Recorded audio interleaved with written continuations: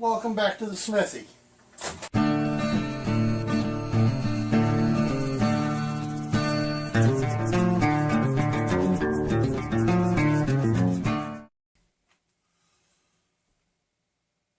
Are you walking with a cane yet? This is part 3. And they're not going to be able to haul the gear that I could haul because they're disabled. Wife has severe asthma, diabetic, etc. The daughter is just severe asthmatic. So this is my primary bag, and you can see it's going to be quite loaded. I don't have my sleeping bag attached. Forgive me, but I'm hobbling around on a broken foot and broken ankle on top of that. Okay, what else did I have here notated? Oh yeah, things you definitely need to add. You're going to want a compass, a good one. And by a good compass, I mean one of these. This is called a lensatic compass. I got this online 2 years ago at Christmas time. Hold on to your socks. I paid $3 for it. Yeah, $3. This is an oil-filled, and it is the best type of compass in the world. Now, some people would argue with me and say, but Embarado, there's no mirror in that. And I'd say they're right. Because I don't think it's necessary to have a mirror in there because of the simple fact that a mirror that size is just really too small. That's why I do not do the star flash mirrors, because I think they're also too small. To wit, I made this pouch. And inside this pouch is my answer to a signal mirror. I've got a video on this too. This is the platter from a hard drive. The hard drive wouldn't spin up anymore, so I dismantled it and took the mirror out of it, the platter. I have a couple of them in here. Now, the hole in the center is useful because I can look through that and flash an aircraft or whatever. There's my sighting hole that you would find in a star flash, which is even smaller in a star flash. But that's 4 times the mirror space of a star flash. And I got it for nothing. Free. Star flash that's even half the size is $12. Okay. I've got a video up about advice for while you're in bear country.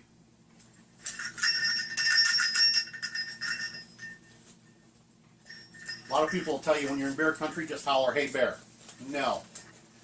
You don't do that because of the same reason you don't yell help when you're in trouble. Your voice will go after a while.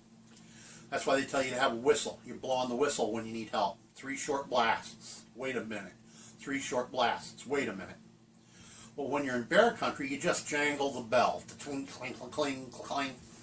You go find my video on advice for bear country. I explain it fully there. Another thing I did not see in your kit. Where is the Fresnel lens? Okay.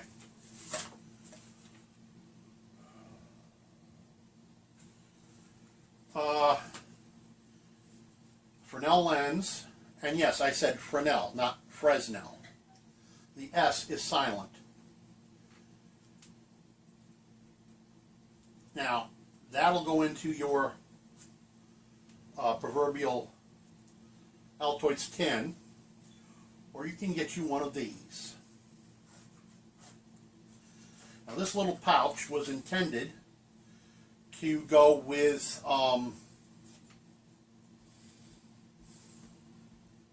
snuff, dip, Copenhagen, one of those, whatever.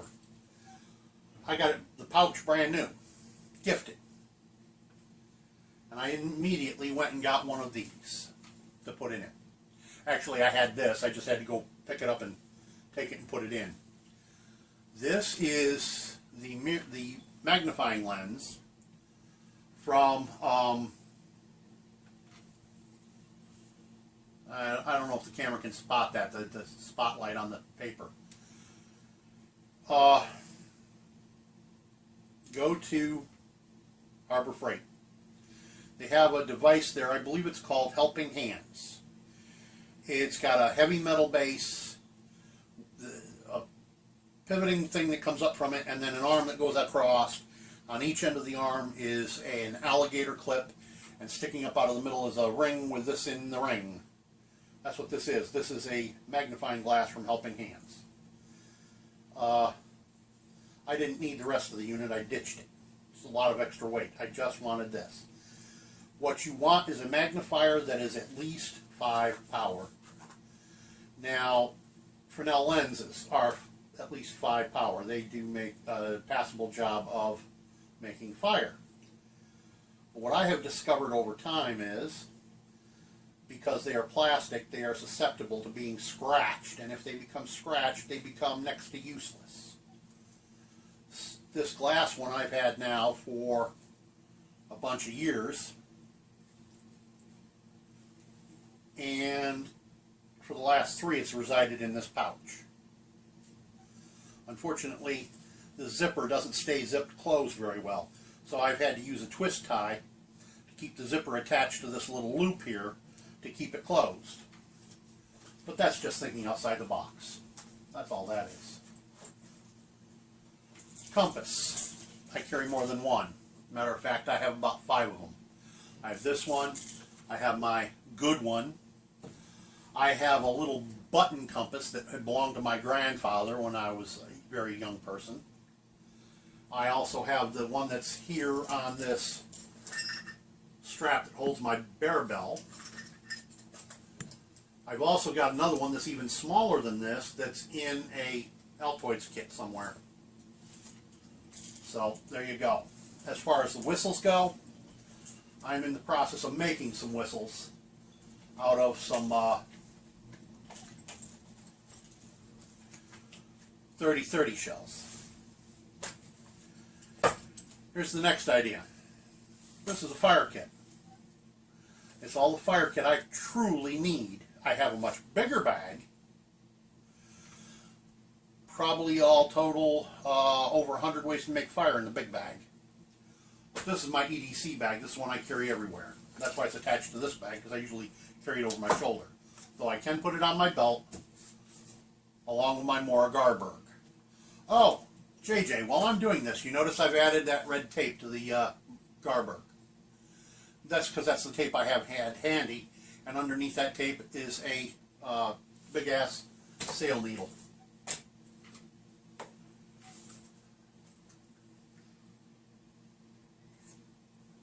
Here's another decent fixed blade I wanted to show you that I also took in a appreciation giveaway. Good straight square 90-degree back. This is a Winchester. Very small. This is only a 3-finger knife for me, because you see my pinky has to hang off the end of it. I'm planning on putting a lanyard on this one. I may end up adding a lanyard to the Garberg as well. So you see, this is what I'm trying to tell you. These are some of the things you want to add to your kit. Definitely add a folding saw and or an axe. Also things you'll see on my channel. I have a couple of folding saws actually. Let me grab them. Anywho.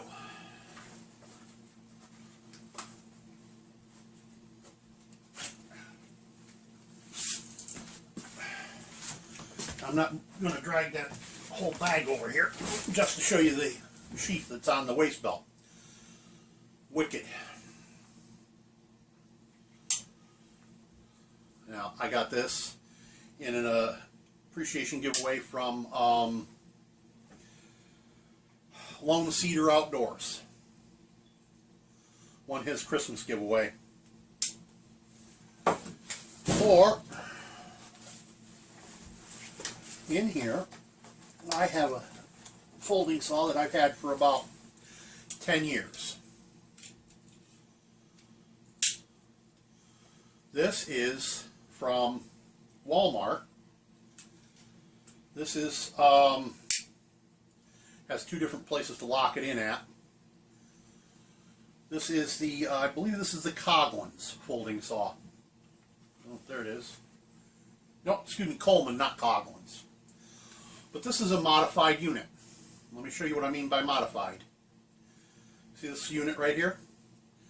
That is a permanent bearing block for making bow drill. What this was a measuring spoon, a metal measuring spoon. I simply cut off the handle. I used my Dremel and dremeled out an opening just barely big enough. Actually, it was a little too small. I then heated the spoon bowl and set it into the opening and pushed it down in to melt it in to make a perfect fit. I then took it back out, a little two-part epoxy, stuck it back in once it was cold, permanently attached to the handle of my folding saw. And now, it's not just a folding saw, but it's a bearing block for bow drill. Knife sharpening. I showed this.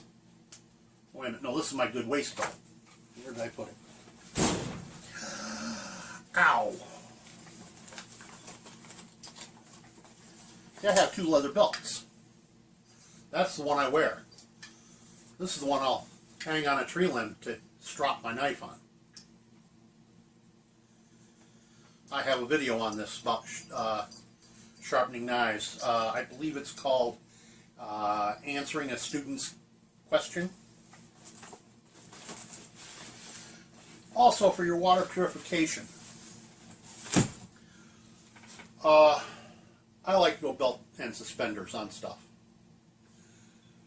So not only do I carry the Sawyer Squeeze filter, but I also carry pool shock.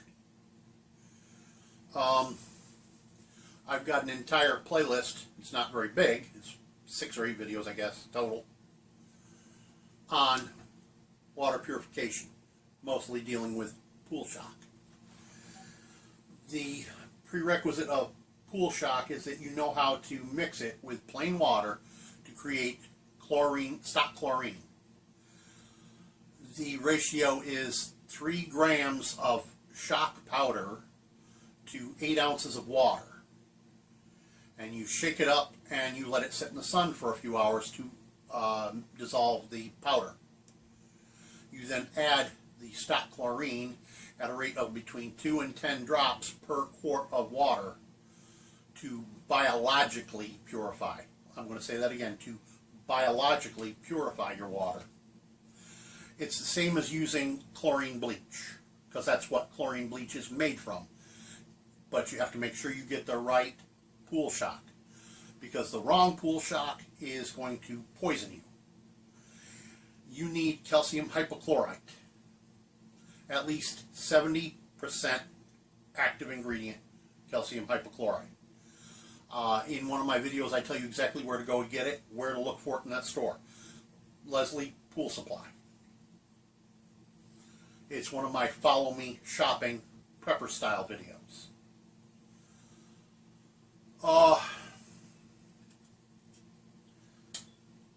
1 pound of calcium hypochlorite is enough to purify more than 10,000 gallons of water. So you ask, Embrado, why don't I just buy a gallon of Clorox or any other chlorine bleach? Well, I also deal with that in my water purification videos, but I'll give you a quick overview. From the time it's manufactured, from the time the calcium hypochlorite is put into water to create chlorine bleach, it has a 1-year shelf life. From the minute the shock is put into water, it has a 1-year shelf life, period. When it comes to purifying water for drinking, 1 year. It will still do fine for adding some to your dishwash water to help clean your dishes. It still will do fine for laundry. But for purification of water to drink, 1 year.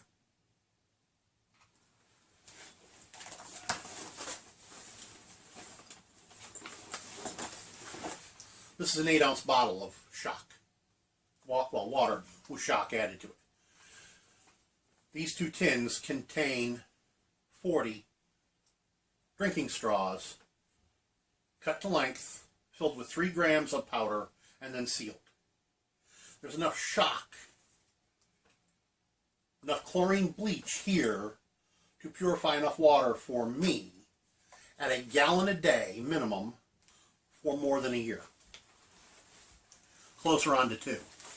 Just that is enough for almost 2 years supply of water at a gallon a day.